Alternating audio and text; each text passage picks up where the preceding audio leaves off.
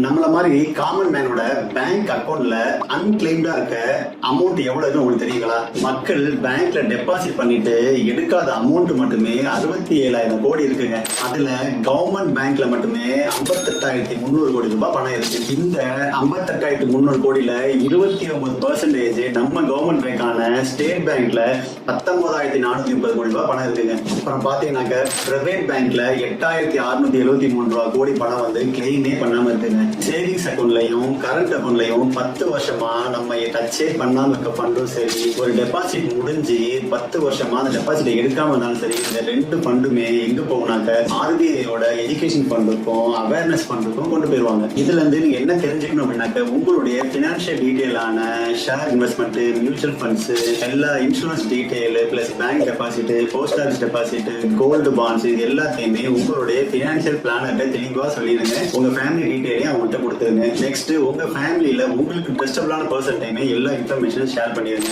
அப்புறம் உங்க பேங்க்ல இது மாதிரி அன்கிளைம்டு மணி ஏதாவது இருக்கா அப்படின்னு தெரிஞ்சுக்கணும் அப்படின்னு விருப்பப்பட்டீங்கன்னாக்க கமெண்ட்ல வந்து பேங்க் அப்படின்னு டைப் பண்ணுங்க. நாங்க உங்களுக்கு பர்சனலா இன்ஃபார்ம் பண்றோம். ஒரு லிங்க் தரோம், ஆர்பிஐயோட லிங்க். அந்த போர்ட்டல்ல போய் நீங்க பாத்தீங்கன்னாக்க உங்க பேங்க்ல அன்கிளைம்டு அமௌண்ட் எவ்வளவு இருக்குன்னு தெரிஞ்சுக்கணும். தேங்க்யூ. மூர்த்தி, ராஜகோபுரம் வெல்த் மேனேஜ்மெண்ட்.